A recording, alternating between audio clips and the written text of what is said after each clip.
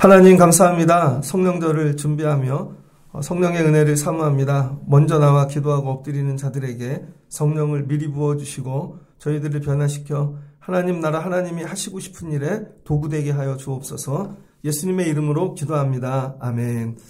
성령 강림절을 향해 가고 있습니다. 새벽에 말씀 듣고 기도하다 성령 받는 여러분 되기를 바랍니다. 사도행전 10장 23절로 48절입니다. 성령을 부어주소서 세 번째 시간입니다. 사도행전을 10장까지 읽었는데요. 하나님께서 쓰시는 사람이 있죠. 첫 번째 기도하는 사람입니다. 우리는 왜 기도해야 되는가? 기도해야 하나님의 뜻을 깨닫죠. 기도가 하나님하고 소통하는 통로입니다. 만약에 가족인데도 자녀들이 부모님하고 대화를 안 해요. 같이만 살고 밥만 먹고 그러면은 뜻을 알 수가 없죠. 그래서 매일 같이 이야기를 나눠야 더 깊이 깨닫게 되어지는 것이죠. 그래서 하나님은 꼭 기도의 사람을 쓰신다. 그래서 여러분들이 늘 기도하시고 내 본인의 간구, 그 다음에 주변의 정리 이런 걸 넘어서 기도가 영적으로 들어가셔야 돼요. 영으로. 영적인 소통을 하실 수 있는 기도까지.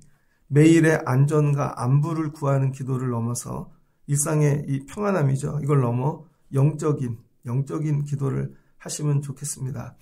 집안에 이 식구들끼리 얘기를 하는데 매일 뭐 먹을까? 그것도 대화죠.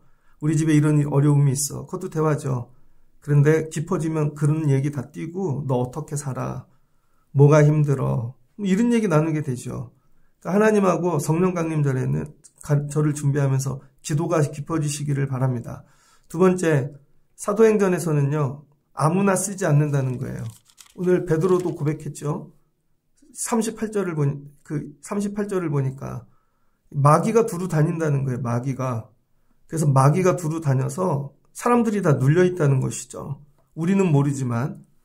그런데 미리 택한 자들이 있다는 거예요. 미리 택한 자들. 41절에 미리 택하신 자. 예수님 부활을 보고 그 다음에 증인된 성령 받은 사람들이죠. 그 다음에 사도행전은요. 기도의 사람 다음에 성령 받은 사람을 쓴다는 거예요. 그러니까 성령 받지 않으면 우린 육으로 살죠. 다 육적입니다. 하는 것들이 전부 육적인 얘기들. 마귀에게 매여 있는 것입니다. 여러분들이 인정을 하든 안 하든 못 깨달아서 이해를 못하는 거니까 우리가 마귀에게 묶여져 있거든요. 그런 사람을 쓸 수가 없죠. 그러니까 성령을 받아야 하나님은 영이시니 영의 사람을 쓰는 거죠. 왜? 하나님의 일은 영적인 것이기 때문에. 그래서 여러분들이 쓰임을 받기를 원하신다면 여러분이 성령 받으셔야 됩니다. 딱 두 가지 종류의 사람을 쓰는 거죠. 기도하는 사람, 성령 받은 사람. 이게 그냥 쓱 지나가는 앞에 이야기인 것 같은데 여러분이 이걸 꼭 도전하시고 여러분도 기도하고 성령 받는 분들 되면 좋겠습니다. 오늘은 10장 얘기가 되게 길죠. 아주 구체적으로 표현했습니다. 그러니까 이 모임 가운데 누가가 참여했는지도 모르겠어요. 이렇게 잘하는 거 보면. 자, 오늘 이튿날이 되었는데요. 이제 가이사랴에서 이 고넬료가 사람을 보냈는데 이제 베드로가 오게 되었습니다. 베드로가 올 때 25절을 보니까 고넬료가 나가서 엎드려서 절하는 거죠. 이렇게 환영합니다. 이렇게. 이 사람은 백부장인데 이방인인데 유대인 베드로를 엎드려 환영하더라. 이유는 간단한 거죠. 세상 직업, 어떤 세상의 족속이나 이런 걸로 보면 고넬료가 더 높죠. 근데 베드로를 섬기는 이유는 뭐예요? 영적인 것 때문이죠. 영적인 권위, 영적인 어설리티. 그러니까 교회가 가져야 되는 능력은 세상의 권세가 아니라 그래서 영적인 권세를 가져야 되는 것이죠. 그러니까 우리는 세상 논리대로 사는 사람들이 아니라 하나님의 논리, 하나님의 원리로 사는 것이죠. 그래서 여러분들이 늘 영적인 권위를 사모하십시오. 그리고 여러분들도 영적인 권위 앞에 무릎 꿇으셔야 돼요. 그래야 하나님께서 은혜를 주십니다. 예배에 오실 때마다 무릎 꿇으시고 엎드시고 하나님 제가 세상에서는 고넬료고 백부장이지만 은혜를 사모합니다. 그럴 때 부어주실 줄을 믿습니다. 자세죠. 베드로가 일으킵니다. 일어나십시오. 나도 사람입니다. 다 하나님이 하시는 거지. 근데 또 베드로가 교만하지 않았어요. 근데 어떤 분들은 교만하죠. 그래서 오늘 이 베드로가 여러분 오늘 나도 사람입니다. 그러니까 나를 높이지 말라는 것이죠. 이르되 유대인이 이방인과 교제하며 가까이 하는 것이 위법인 줄 너희도 알거니와. 만날 수 없는 사람들이 만났죠. 유대인과 이방인. 유대인의 법에도 율법에 이방인하고 가까이 하면 안 되고, 이때 또 법이, 이거 세상법이죠. 하나님이 일하실 때는 세상법이 아니라 하나님 나라의 법으로 일하신다는 거예요. 하나님 나라의 법. 하나님 나라의 법으로. 그래서 여러분들도 세상법이 아니라 하나님 나라의 법. 오늘 하나님이 어떻게 일하시는가. 그래서 오늘 어떻게 됩니까? 서로 만났죠. 만날 수 없는 사람들이. 이게 하나님이 하시는 일이죠. 만날 수 없는 사람들을 만나게 하시더라. 자, 그 다음에 고넬료가 자기에게 있었던 일들을 간증하죠. 고넬료가 내가 어떻게 백부장이 되었고 가이사랴에 파견을 왔고 이 아내를 어떻게 만났고 내가 이런 얘기 하지 않는다는 거예요. 무슨 얘기만 해요? 영적인 얘기만 하는 거죠. 신앙 얘기. 근데 이게 되게 어려워요. 늘 제가 말씀드려도. 저도 목회를 하면서 성도들 만나면 궁금한 거 있잖아요. 어떤 집에 신방을 갔는데 야, 어떻게 이렇게 좋은 집에 살지 이분들은? 어떻게 애들이 이렇게 잘 됐지? 뭐 궁금한 게 있을 수 있잖아요. 언제 이사 오셨어요? 원래는 어디 살았어요? 뭘 해서 돈을 많이 벌었어요? 근데 여러분 그런 거 질문하면요. 목회가 칩해집니다. 그러니까 처음 보자마자 그런 얘기 안 한다고요. 이사를 갔어도 그냥 이런 집에 사는구나 끝. 그리고 무슨 얘기부터 해야 돼요? 자, 오늘 예배하시는데 어떠셨어요? 자, 요즘 신앙생활은 어떠세요? 오늘 이렇게 신방을 받게 된 동기가 뭐세요? 바로 이런 얘기 들어가야죠.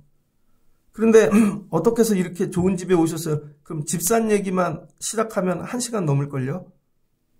그러니까 대화의 초점을 처음부터 어디에다 포인트를 찝느냐가 되게 중요합니다. 계속 강조하는 거죠. 여러분들이 만나서 얘기할 때부터 영적인 얘기를 하라고요. 영적인 얘기를 하지를 못하죠. 애들이 밖에서 들어왔어요.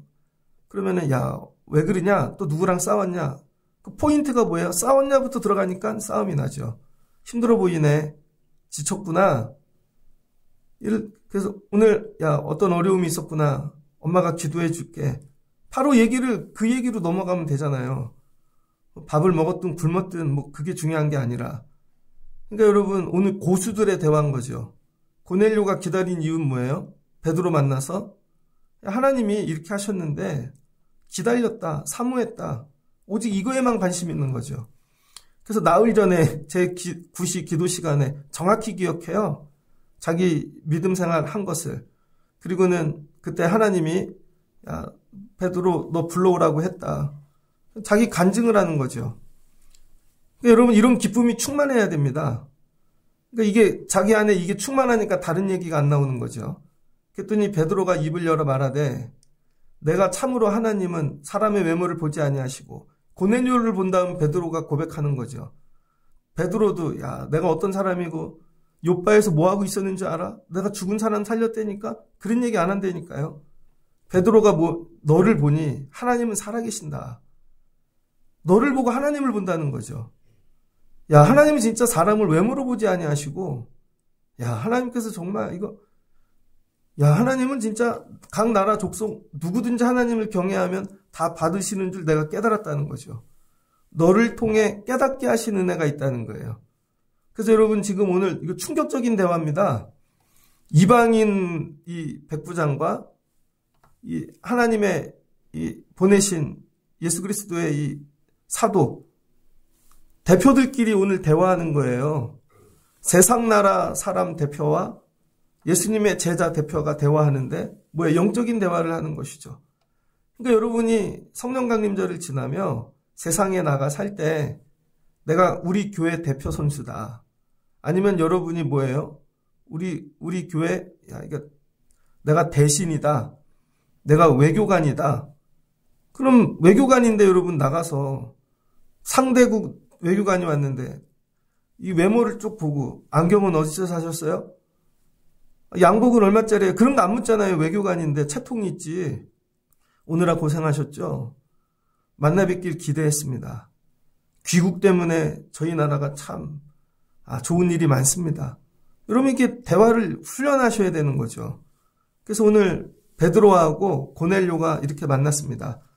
만나게 하신 이유가 뭔가? 만나게 하신 이유. 그래서 베드로가 뭐예요? 바로 설교 들어갑니다. 33절을 보니까 고넬료가 당신을 보내서 어떤 얘기를 할지 기대가 됐다는 거예요. 당신에게 명하신 모든 것을 듣고자 하여. 여기 자기네 집 식구들, 친척, 일가 뭐 다 불러 모았다는 거죠. 모은 이유는 뭐예요? 실은 베드로가 아니라 베드로의 입에서 나올 말씀을 기대하고 왔다는 거죠. 그러니까 여러분들이 예배의 자리에 나올 때 이런 마음 가져야 됩니다. 오늘은 어떤 말씀 주실까? 오늘은 어떤 말씀을 나에게 부어주실까? 고넬료가 말씀을 듣고자 나온 거죠. 생애 처음 듣는 말씀. 첫 설교인데 그게 베드로예요. 그럼 베드로가 어떤 설교할까요? 뭐 되게 거창하고 뭐 학문적이고 상담학적이고 뭐 그런 거 안 했다는 거예요. 딱 한 가지만 설교했어요. 예수 그리스도. 끝. 설교를 뭘 했냐고? 예수 그리스도. 그러니까 이제 고넬료는 기도도 할 줄 알고 경건도 할 줄 알고 구제도 할 줄 알고 근데 뭐를 몰라요? 예수님을 모르는 거죠. 순서가 거꾸로 된 거죠. 예수를 알고 성령을 받고 구제하고 그렇게 나갔어야 되는데 순서가 바뀌었죠. 다 있는데 예수가 없는 사람. 교회 안에 이런 분들이 있습니다. 교회를 모태신앙부터 아니면 어려부터 다녀서 교회가 몸에 뱄어요.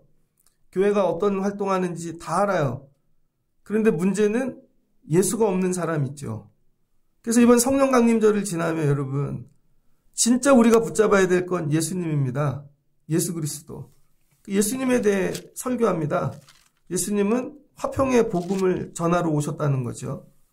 그리고 세례 요한에게 세례를 받고 그 다음에 두루 다니시고 마귀에 눌린 사람들을 다 고쳐주셨고 하나님과 함께 하셨고 예수님이 뭐예요? 역사적 예수로 하셨던 일들 그 다음에 유대 땅 예루살렘 그 다음에 이 모든 일에 행하셨는데 그 다음 십자가의 나무에 달려 죽으셨고 사흘 만에 부활하셨고 살아나셨고 미리 택하신 베드로와 같은 자들에게 먼저 보이셨고 그냥 그대로 쭉 얘기해요. 예수님에 대해서. 이 땅에 오셔서 마귀 권세 사탄 이기시고 우리를 위해 죽으시고 부활하시고 우리의 구주가 되셨도다. 그 다음에 나중에 살아나셔서 나중에는 산자와 죽은 자의 재판장이 될 것이고 복음은 다른 거 아니에요. 그냥 이거 줄줄줄 외우시면 됩니다. 어디 가서 전도할 때 그냥 이거 줄줄줄 외우시면 돼요. 누가 뭐 더 물어보면 끝이야. 그냥 이거 믿어. 딴 얘기하지 말고 우리 교회 오면 재밌는 게 있어. 우리 교회 오면 프로그램이 있어. 그런 얘기 안 했다는 거예요. 예루살렘 교회 좋은 게 있고 유명한 사람이 있고 그냥 복음만 전하는 거죠. 예수님. 그랬더니 어떤 일이 일어나는가. 이 복음을 들을 때 성령이 임했다는 거예요. 성령. 그러니까 여러분이 복음을 들어야 성령이 임하는 것입니다. 애들 성령 받게 하고 싶죠. 그래서 뭐 별거 다 합니다. 아니에요, 여러분. 말씀을 들을 때 성령을 부어주시는 거예요. 말씀을 듣는 자리에 앉아 있어야 되는 거죠. 그랬더니 베드로와 함께 온 할례 받은 신자들이 이 유대인들이죠. 이방인들에게 성령 부어주심으로 놀라는 것이죠. 이방인에게도 성령 부어주시네.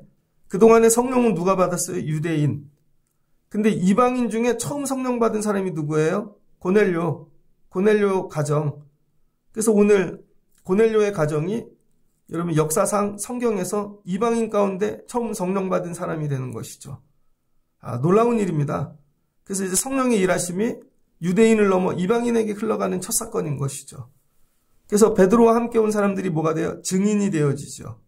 이 일의 증인, 부활의 증인을 넘어 여러분 성령 부으심의 증인이 되는 거죠.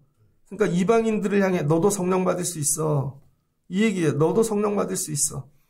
그랬더니 베드로가 이 일을 보고 성령 받는 것을 보고 충격을 먹는 거죠. 성령을 먼저 받았어요. 성령은 누가 주시는 거예요? 하나님. 성령의 주관자는 하나님. 그러니까 하나님이 이미 주셨으니까 물로 세례를 주는 것을 금하지 말라는 것이죠. 물로 세례는 누가 줘요? 사람이. 그러니까 여러분 하나님은 성령을 부으셨는데 사람이 세례를 안 주면 안 되잖아요. 근데 사람들이 세례를 안 줬다고요. 이방인들에게는. 그러니까 하나님께서 성령을 먼저 부으신 거죠. 세례를 주고 성령을 받은 게 아니라. 그러니까 하나님이 허락하셨으니 세례를 주라는 것이죠. 물세례. 그래서 성령 세례 받고 오늘 물세례 받은 온전한 세례죠. 온전한 구원이 일어났습니다. 여러분들이 성령 세례, 물 세례 같이 받아야 돼요. 그 다음에 48절 보니 예수 그리스도의 이름으로 세례를 베풀라니 그들이 베드로에게 며칠 더 머물기를 청하니라. 그리고 그 집에서 머물며 뭐 했을까요? 떡을 같이 띄고 교제하고 서로 더불어 지내는 세월을 가지게 되었죠. 자, 여기까지 쭉 얘기를 해드렸습니다.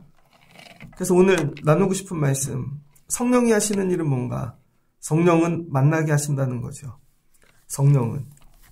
베드로와 고넬료, 한 번도 만나본 사람, 만나본 적이 없는, 그리고 절대 만나면 안 되는, 세상적으로는 원수죠.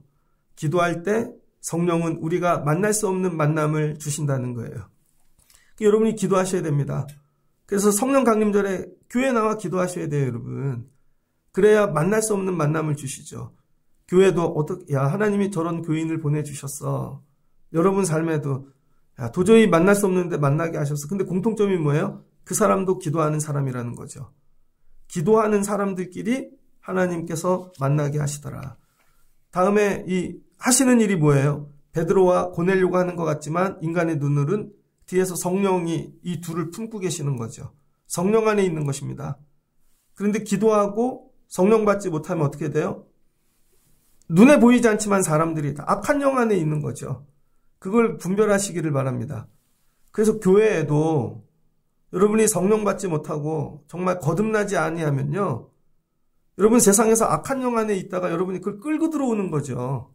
교회 안에. 애들을 보세요. 학교에 반환왔는데 공부를 하다가 이상한 애들을 만났어요. 우리 클 때는 남자애들이 당구장도 가고 몰래 담배 피는 애들 되게 많잖아요. 술도 먹고. 그러면 그 기운을 가지고 들어온다니까, 애들이 집에. 애들이 이제 눈이 돌아갔어요. 사춘기인데 고등학생인데 아빠 보는 눈이 달라. 이젠 책을 안 봐. 껄렁껄렁해졌어요. 사춘기라 그런 게 아니라 나가서 그런 영을 끌고 들어온 거예요, 애가. 그러니까 여러분, 날마다 예배해야 되는 일이 뭐냐면 성령 안에 거해야 되는 거예요. 실은 사람의 만남도, 그래서 아무나 만나면 안 되는 것이죠. 저런 사람 만나면 내가 저 영이 나를 끌고 다니겠다, 덮겠다. 여러분이 온전하지 않으니까. 그러니까 애들도 마찬가지인 거죠. 분별하셔야죠. 그래서 나가 일하는 거, 만나는 모든 것들, 이거 하나님 성령 안에서 살게 도와주세요. 그래서 베드로와 고넬료가 뭐예요? 날마다 기도하니까 가이사랴의 로마 군인들, 악한 자들 앞에 다 있어도 하나님의 영 가운데 거하게 되어지는 것이죠. 자, 베드로하고 고넬료가 만났습니다. 주시는 은혜. 여러분, 서로 다르잖아요. 이 사람은 이방인이고, 이 사람은 주의 사자고, 사도고, 서로 다른 공통점이 하나도 없다는 것이죠. 그런데 오늘 가갖고 예수를 전함으로 예수를 믿었잖아요. 그러니까 이제 이 둘이 뭐가 생겼어요? 공통점. 여러분, 동그라미를 크게 그려보세요. 접점이 없는데 이 둘이 접점이 생겼다고요. 그게 뭐야? 예수님. 이제 같은 부분이 생긴 거죠. 그래서 여러분, 다른 걸 갖고 얘기하는 게 아니라 같은 부분을 갖고 얘기해야 되는, 그게 뭐야? 예수님. 예수 얘기만 하면 되는 거죠. 왜? 둘이 공통점은 예수밖에 없으니까. 그런데 우리는 예수 얘기를 안 하고 다른 걸로 공통점을 찾으려고 그래요. 그러니까 싸움이 나는 것입니다. 그러니까 이게 공동체의 원리라는 게 있거든요. 공동체의 원리. 헨리 나우엔이라는 분이 공동체의 거의 아버지잖아요. 평생 공동체를 연구하고. 근데 공동체의 세 가지 원리가 있다는 거예요. 첫 번째는 수용성, 두 번째는 친밀함, 세 번째는 연약한 모습. 첫 번째가 뭐라고요? 수용성. 서로 받아줘야 되는데 서로 유대인과 이방인이 뭐예요? 법으로 서로 받아주지 않기로 정했다는 거예요. 우리 교제하면 안 돼. 예를 들면 조선시대 양반하고 종하고 교제하면 안 되잖아요. 만나도 안 되고 법으로 다 정했어. 근데 서로 공통점이 뭐예요? 예수님. 예수님 때문에 내가 너를 받아주는 거죠. 교회랑 그런 거예요. 다 다른 사람들이 오는데 우리가 같은 점이 딱 하나 있다니까요. 예수 믿은 거. 우리는 무슨 얘기만 하면 돼요? 예수 얘기만 하면 된다는 거죠. 그러면 세상 사람들이 있는데 저 사람하고 나하고 같은 게 하나도 없어요. 같아질 수 있는 방법은 뭐예요? 예수님 전에서 저 사람이 예수 믿으면 오늘부터 나하고 같은 부분이 생긴 거죠. 예수님을 그래서 전해야 되는 겁니다. 그래서 성령께서 베드로를 보내서 너하고 많이 달라, 이방인이야, 가서 예수 전하라는 거죠. 그럼 오늘부터 너하고 같은 자가 되었다는 거죠. 예수님이 주신 은혜입니다. 그래서 우리는 예수님으로 하나가 될 수 있는 거죠. 그래서 하나님께서 저와 여러분에게 주시는 은혜, 야, 내가 너를 받아줬잖아. 여러분, 우리는 죽을 수밖에 없는 죄인이잖아요. 악하잖아요. 근데 하나님이, 야, 내가 너를 받아줬잖아. 아니, 내가 너를 받아줬는데 예수님을 십자가에 못 박아 우리를 대속하게 하심으로 피 흘리셔서, 그러니까 이거죠. 그러니까 너도 받아줘. 여러분, 우리가 고넬료를 받아줘야 되는 이유는 뭐예요? 내가 탁월하고 고넬료가 뭐 특별하고 그래서가 아니라 하나님이 나를 받아주셨으니까. 예수님 때문에. 그러니까 우리도 다른 사람을 받아줘야 되는 거죠. 이게 수용성이라는 거예요. 저 사람도 이제 예수 하나님이 받으셨고 예수 믿게 하셔서 받아주는 거죠. 그러니까 성령 받으면 어떤 일이 일어나요? 여러분, 다른 사람을 잘 받아주는 수용성이 생기는 거예요. 근데 그 이유가 그 말투도 다르고 성격도 다르고 뭐 안 맞는 게 되게 많아요. 근데 안 맞는 거에서 찾으면 답이 없습니다. 근데 공통점이 딱 하나 있죠. 예수 그리스도. 그래서 예수 안에 하나가 되는 것이죠. 교회란 이런 곳이에요. 예수님 때문에 하나가 되는 곳. 그래서 다른 거 얘기하지 말고 예수 얘기만 하면 됩니다. 예수는 뭔가? 왜 예수를 전해야 되는가? 여러분, 고넬료의 집에 가갖고 줄 수 있는 거 되게 많잖아요. 베드로가. 이 집에 병자 있으면 고쳐줄게요. 아니면 뭐 사진도 찍어서 걸어놓고. 근데 베드로가 가서 준 건 뭐예요? 예수님. 왜 예수님을 줬나? 예수님이 근원이기 때문입니다. 뭐의 근원이에요? 생명의 근원. 그러니까 줄 때 가장 귀한 것 주는 거죠. 예수님만 주면 나머지는 다 정리되는 거예요. 근데 우리는 예수를 주지 않고 다른 걸 주려고 그러죠. 그러니까 예수를 줘야 되는 거죠. 생명의 근원. 이제부터 고넬료는 근원을 소유한 사람이 됩니다. 생명의 근원을 소유한 사람. 그래서 여러분, 우리 기독교는요, 예수 믿는다는 거는요, 되게 아이러니예요. 예수를 믿고 이렇게 전도한다는 게 뭐냐면, 오늘도 새벽 예배 보세요. 예배에 막 몰려올 것 같잖아요. 우린 이런 걸 꿈꿉니다. 우리가 투자를 이만큼 하면 이 정도로 많은 결과가 나오겠지. 투자 대비 결과. 이건 뭐예요? 이만큼 비용을 지불했으면 이만큼 만들어야 된다는 그 생산성입니다. 그 세상은 생산성을 갖고 이야기하거든요. 생산성. 그래서 10,000원을 들여갖고 1,000,000원을 벌면 이거 엄청난 생산성이죠. 그래서 뭐예요? 비용을 줄이죠. 대신 많이 거두려고. 여러분, 교회도 보십시오. 이 새벽에 불을 다 켜놓고, 그렇잖아요? 올 때마다 야, 불을 다 켜놨네. 이거 비용 많이 들죠. 어떨 때는 야, 한 명밖에 없는데 에어컨도 틀어. 거기에다가 잠도 안 자고 와. 각자 오려면 차 끌고 와. 기름값 엄청 들잖아요. 이거는 뭐 생산성으로는 답이 안 나오는 거죠. 그래서 여러분, 우리 기독교는 생산성이 아닙니다. 하나님께서 예수님을 이 땅에 아들을 죽이셨는데요. 그래야 고작 뭐 몇 명 믿었어요. 기적 이적 행할 때 뭐 다 떠나고, 예수님 죽으실 땐 아무도 안 믿었다니까요. 생산성으로는 제로예요, 제로. 근데 나중에 뭐가 있는 거예요? 열매가 있는 거죠, 열매. 그래서 여러분, 우리 기독교는요, 양이 아니라 열매를 추구한다는 거예요.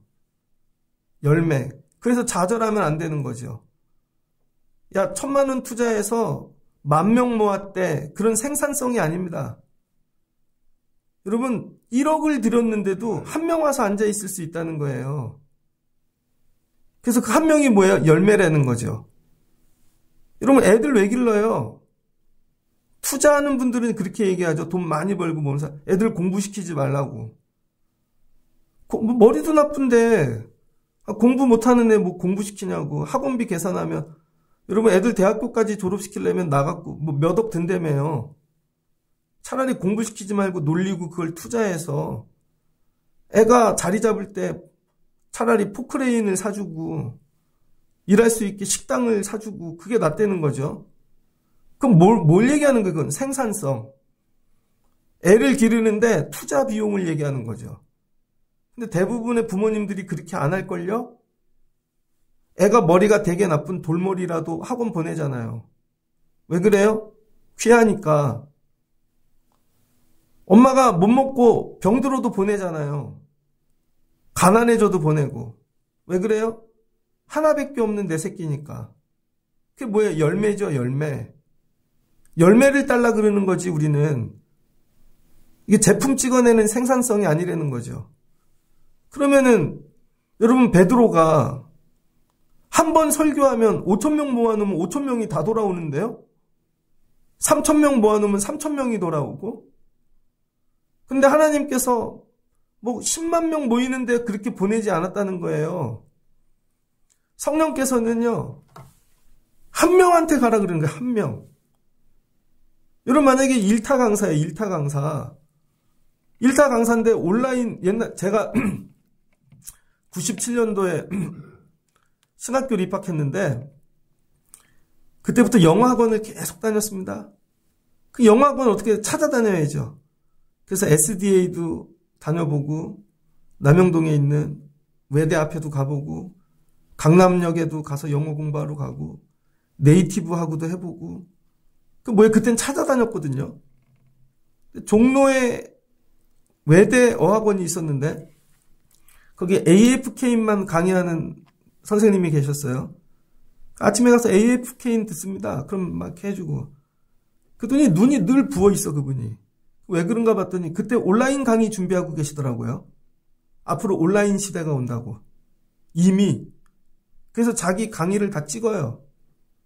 온라인에 올리면 자기는 한 번만 강의했는데 다른 사람이 클릭하면 그 다음에 수강료가 들어오잖아요. 그 다음에 재수생 학원도 그거 하고 있더라고요.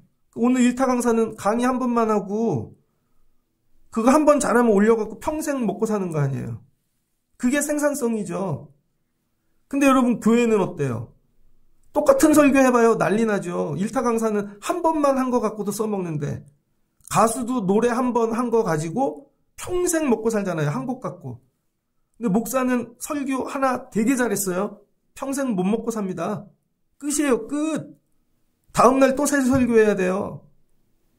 베드로도 설교를 올려놓고 막 10만 명 들으면 부자 될 텐데, 하나님이 어떻게 해요? 한 영혼한테 보내는 거죠. 고넬료. 이해가 됩니까? 내가 만약에 담임 목사고 고넬료가 여러분 부목사면, 이 베드로가 부목사면 교회에서에 많이 모아놓고 그렇게 해야겠죠. 하나님 그렇게 안 하셨다는 거예요. 한 영혼. 한 영혼을 위해 5,000명짜리 설교할 수 있는 사람을 보내는 거죠. 그러니까 하나님은 뭐예요? 생산성이 아니라 열매다. 그러니까 새벽 예배가 귀한 거죠. 여기에 1,000명씩 5,000명씩 안 와도 한 명이 와도 괜찮다는 거예요. 하나님은 그 한 영혼을 위하여 예수님을 보내셨고 복음을 전파하시고 그 한 영혼이 변화되기를 원하는 거죠. 그래서 교회에는 뭐가 많아야 돼요? 양이 아니라 열매가 있어야죠. 열매가. 내 신앙생활에는 열매가 있는가? 열매가. 우리는 뭘 추구해? 양. 기도를 해서 이만큼 받았어. 기도를 해갖고 이만큼 채웠어. 이건 양이죠. 그래서 한 번의 기도로 인생을 다 끝장을 보려 그래. 아니에요. 생산성이 아니에요. 기도는. 그 기도는 열매를 맺어야 되니까 뭐 해야 돼? 농사 짓듯이. 비가 와도 뿌려야 되는 것이고, 눈이 와도 뿌려야 되는 것이고, 아픈 날도 뿌려야 되는 것이고, 그렇게 열매를 사모하고 기도하다 보면 어느 날 내 힘으로 거둘 수 없는 열매를 하나님께서 거두게 하신다는 것이죠. 그래서 오늘 여러분 가이사랴 와서 열매 따는 거예요. 열매. 그게 고넬료라는 거예요. 고넬료. 그래서 이번 성령 강림절을 지나가면 여러분이 2주 기도하고 이만큼 생산성 많아졌네 그게 아니라 기도하시고 열매 따시는 분들 되시기를 주의 이름으로 축복합니다. 그래서 가서 얘기해. 네가 나의 열매야. 열매가 있는가? 우리 교회는 열매가 있는가? 우리 예배를 통해 열매가 있는가?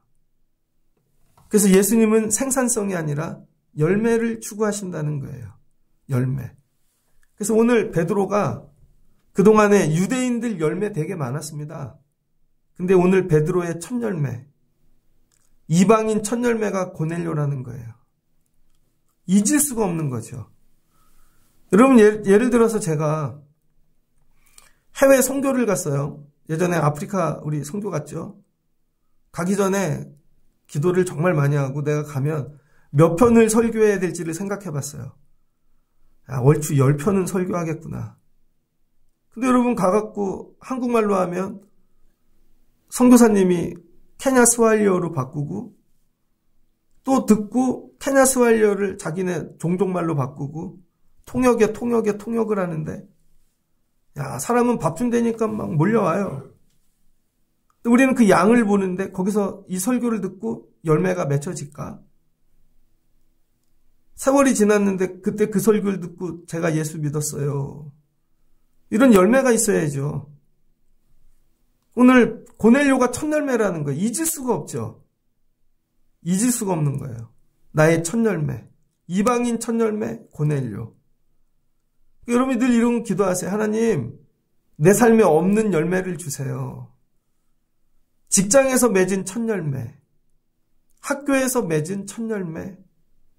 내가 어떻게 이런 열매를 맺지? 이 기쁨.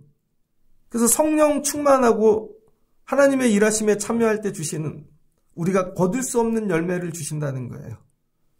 베드로가 이 기쁨을 맛본 거죠. 이방인을 열매로 거두는 기쁨. 다른 사람은 모르는데. 그러니까 나중에 바울이 이방인 전도 간다 그럴 때 가라 그러는 것이죠. 여러분의 첫 열매는 뭐가 있습니까? 첫 열매. 그래서 오늘 고넬료가 베드로의 첫 열매다. 첫 열매. 이게 성령이 하시는 일인 거죠. 그래서 우리는 기도해야 되고 성령 받아야 되고 그래야 하나님의 일하심을 따라가는 거죠. 하나님이 만나게 하시고 하나님이 다 준비시키시고 베드로는 가서 숟가락만 얹은 거죠. 예수님 복음 전했더니 그것도 성령도 하나님이 하시는 거고 전부 하나님이 하시는 거죠. 넌 가서 전하기만 하면 돼. 이거예요, 여러분. 그러니까 여러분 직장이나 어딜 가서 여러분이 계산하지 마시고 그냥 전하고만 오면 되는 거예요. 그럼 나머지는 하나님이 하신다. 우리 교회에 이런 성령의 바람이 불어오기를 사모합니다. 그래서 공동체란 이런 거래요. 많은 개념이 있지만 서로 제일 싫어하는 사람들끼리 만나 살아가는 거. 여러분 이게 공동체죠.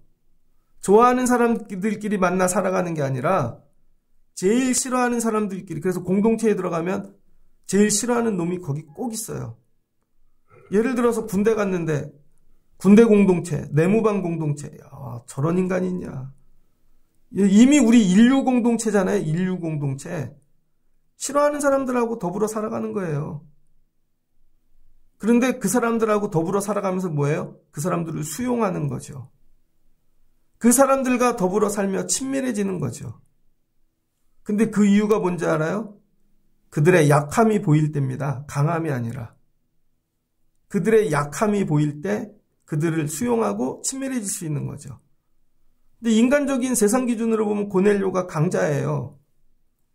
영적으로 보면 죽을 약한 자인 거죠. 그 영혼이 불쌍한 거죠. 이게 성령 받아야만 품을 수 있는 마음이죠. 저 사람은 잘 사는데 부유한데 왜 복음 전해야 돼? 영혼이 불쌍하잖아. 나도 인간적으로는 저 사람이 싫다고. 로마인이고. 이게 성령이에요, 성령. 그래서 성령께서 우리가 싫어하는 사람과 더불어 살아가게 만드신다는 거예요. 왜? 하나님 마음으로. 근데 이유는 딱 하나. 복음. 그래서 예수가 들어간 순간부터 이제 공통점이 생긴 거죠. 그 이전까지는 다 싫어하는 거였는데, 그래서 이제 싫어하는 걸 얘기하지 말고 서로 같은 부분만 얘기하라는 거예요. 예수. 싫어하는 얘기 자꾸 하니까 싸움이 나죠. 말씀을 정리하고자 합니다. 그래서 여러분 사도행전 10장 오늘 성령이 다 하시는 거죠. 기도할 때 성령이 만나게 하시고 모이게 하시고 그다음 뭐야? 첫 열매. 오늘 베드로가 이 첫 열매를 맛봅니다. 그래서 우리 기독교는 교회는 보면 야, 이 비용을 다 드리고 이걸 투자하고 시간을 들여 겨우 요 몇 사람 못 모았어요. 그게 교회예요. 교회는 생산성이 아니라는 거예요. 열매지. 한 알의 열매를 따기 위하여 우리 오늘 눈물로 씨를 뿌린다. 이거예요. 새벽 예배는 열매를 나중에 하나 따려고 씨 뿌리는 과정이라는 거죠. 생산성이 아니라. 여러분이 이 일을 포기하지 마시고 하나님이 예수님을 통해 그 일을 하셨듯 성령 강림절을 통해 열매를 따실 수 있는 여러분 되시기를 주의 이름으로 축복합니다. 그리고 고백하는 거죠. 네가 내 열매야. 신앙생활하면서 내게 열매가 있는가? 근데 기도하고 말씀으로 성령 받고 행하지 않으면 전혀 엉뚱한 열매가 맺어지는 거죠. 정말 기쁜 참 열매, 좋은 열매. 하나님, 성령 강림절을 지나면 우리 삶에 이 열매가 있게 해주세요. 그리고 여러분도 좋은 열매가 되시기를 주의 이름으로 축복합니다. 같이 기도하겠습니다. 좋으신 하나님 감사합니다. 베드로가 고넬료의 집에 갔습니다. 고넬료가 왜 당신을 모시고 오게 했는지 간증합니다. 기도 중에 주의 사자가 말씀하셔서 그래서 당신이 오면 당신의 입에서 나올 말을 기대하고 모든 사람을 모았습니다. 딴 얘기하지 말고 빨리 말씀해 주세요.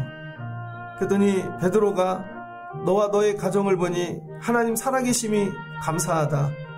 야, 하나님은 나라와 모든 족속들 하나님 경외하는 자에게 구원을 주시는 하나님임을 내가 깨달았노라. 내가 전할 말씀은 딱 하나야. 예수 그리스도 우리를 위해 오셔서 죽으시고 부활하셔서 우리의 구주가 되시고 앞으로도 산자와 죽은 자를 심판하실 그분이 우리의 구주시다. 이 예수 그리스도를 전할 때, 근원을 전할 때 성령이 임하였습니다. 고넬료의 심령에 복음이 들어갔습니다. 그랬더니 베드로와 고넬료가 공통점이 생깁니다. 그 전까진 유대인과 이방인, 다름, 같음이 하나도 없었습니다. 그런데 이제 같아졌습니다. 서로 공동체가 되었습니다. 친밀해졌습니다. 그랬더니 야, 우리가 세례도 주자. 세례도 주어 그리스도 안에 한 몸이 되었습니다. 예수를 믿어 우리가 어떻게 나와 다른 자들과 하나가 되어지는지를 보여줍니다. 기도하면 하나님이 만나게 하실 것이고 기도하면 하나님이 인도해 주실 것이고 다 성령이 하시는 것입니다. 가서 예수를 전하면 성령께서 또 은혜를 주실 것이고 그래서 그가 변화됩니다.